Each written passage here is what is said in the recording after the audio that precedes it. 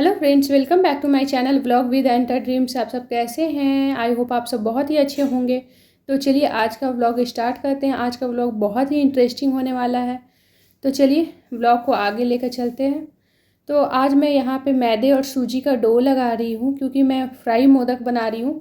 तो मैंने मैदा सूजी के अंदर थोड़ा सा घी डाल के अच्छे से बाइंड किया है और थोड़ा सा नमक, सेंधा नमक मैंने डाला है और उसका एक डो तैयार कर दिया है और उसे 15 से 20 मिनट्स के लिए रेस्ट करने के लिए रख दी हूँ।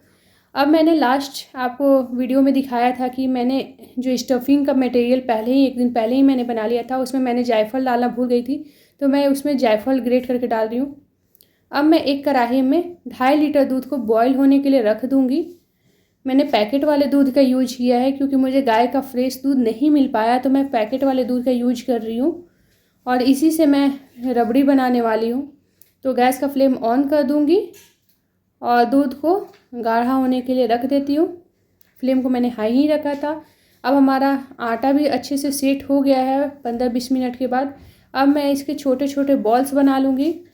अब मैं इसके गोले बना लूँगी और इसे बेलन की सहायता से इसे एक छोटी सी पूरी का आकार दे दूँगी।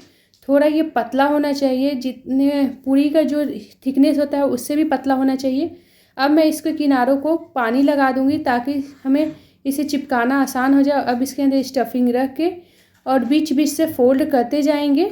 आप देख सकते हैं बनाना बहुत ही आसान है और फटाफट से बन भी जाते हैं। तो मैं आपको एक मोदक बना के आपको दिखा देती हूँ कि कैसे बनाना है। इस तरीके से आपको बनाना है। अब हमने जो फोल्ड किए थे वो उसको फिर से ज्वाइंट करते जाएंगे बीच में, देख सकते हैं, और आपस में इसे अंदर की तरफ फोल्ड करते हुए इसे मोदक का शेप दे देंगे। तो इसी तरीके से मैंने सारे मोदक को तैयार कर लिया है।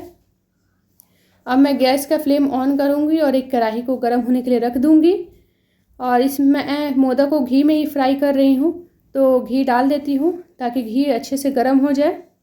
अब हमारा घी भी मेल्ट होना शुरू हो गया है। अब एक एक करके मैं मोदक के पीसेस को डाल दूँगी। तो पहले जो बैच में मैं मोदक डालूँगी तो 3 से 4 मोदक ही डालूँगी ताकि इससे मुझे आइडिया लग जाए कि मोदक कहीं फट तो नहीं रहे हैं कढ़ाई में जाने के बाद। तो इसलिए मैं 3 से 4 मोदक ही डालूँगी और इसे बीच बीच में चलाते हुए चारों तरफ से अच्छे से फ्राई कर लूँगी। बहुत ज़्यादा फ्राई भी मैं नहीं करूँगी ताकि ये बहुत ज़्यादा मैदा है, तो बहुत ज़्यादा फ्राई करूँगी तो तीखा लगेगा। अब हमारे सारे मोदक फ्राई हो गए हैं थोड़े से गोल्डन कलर में। तो अब मैं इसे निकाल के एक बास्केट में रख दूँगी और रबड़ी भी हमारा इधर गाढ़ा हो रहा है। तो मैंने सेकंड बैच डाल दिया। इसी तरीके से हमारे मोदक भी फ्राई हो रहे हैं और ये चावल के आटा को भी मैंने घी में रोस्ट कर लिया है ताकि मैं रबड़ी से ही उसका आटा बाइंड करूँगी। तो अब हमारा जो मोदक का मिश्रण है वो तैयार हो गया है। इधर मैंने कुछ ड्राई फ्रूट्स को भी कट कर लिया है, तो आप अपने मनपसंद कोई भी ड्राई फ्रूट्स ले सकते हैं। अब ये रहा मोदक का मोल्ड, इसी में मैं मोदक बनाने वाली हूँ ताकि सारे मोदक का इक्वल शेप आए। और ये रहा मावा, तो मावा को मैं गोल गोल बना रही हूँ क्योंकि मैं इसे मिश्रण के बीच में स्टफ़ करने वाली हूँ। तो जो मैं मोदक बना रही हूँ मावा स्टफ़ मोदक है और ये खाने में बहुत ही टेस्टी लगता है और इसे बनाना भी बहुत ही आसान है। और क्योंकि मेरा क्वांटिटी थोड़ा ज़्यादा है मोदक के मिश्रण का, इसलिए मुझे थोड़ा टाइम लगा, बट इसे बनाना बहुत ही आसान है। इसी तरीके से हम सारे मोदक को तैयार कर लेंगे। तो इवनिंग में मुझे कुछ 5 o'clock हो गया था और मुझे मोदक को कुछ शॉप में भी भेजना था ताकि वो सेल हो जाए इवनिंग में। और गणेश चतुर्थी का पहला ही दिन था, 19 से स्टार्ट होने वाला था और ये मैं 18 को इवनिंग में मैंने इस वीडियो को शूट किया था।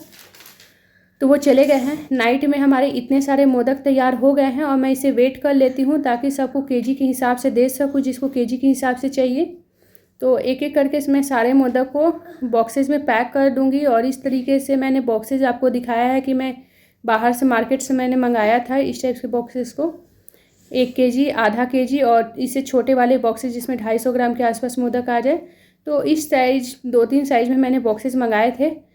तो और उस दिन मोदक कम पड़ गया था, तो नेक्स्ट डे मैंने और भी बहुत सारे मोदक बनाए और मैं इसमें मोदक को अलग अलग डब्बों में पैक कर रही हूँ क्योंकि 5 o'clock इवनिंग में भेजना है मोदक मंदिर में। और ये मेरा मंदिर का ऑर्डर था मोदक का। तो इस बार मैंने गणेश चतुर्थी पे बहुत सारे मोदक का ऑर्डर लिया था। अगर किसी को रिक्वायरमेंट होगी तो यहाँ पे शॉप में मोदक अवेलेबल नहीं है, तो मैं घर से ही बना के लोगों को डिलीवर कर रही हूँ। तो इस वजह से तो शाम के 5 o'clock शॉप में भी मोदक का जाने का टाइम हो गया था और मंदिर में भी भेजना था। तो मैं मंदिर के लिए 4 kg मोदक मैं भेज रही हूँ। तो ये 5 बॉक्सेज में आए हैं बड़े वाले, तो ये 4 kg मोदक है। और वो जो छोटे वाले बॉक्सेज में हैं वो शॉप में जाएंगे, क्योंकि जिसको थोड़े थोड़े से मोदक चाहिए सिर्फ प्रसाद के लिए वो ऐसे ले सके। इसलिए अब मैं सारे मोदक के बॉक्सेस को अच्छे से पैक कर दूँगी, कवर को लगा दूँगी।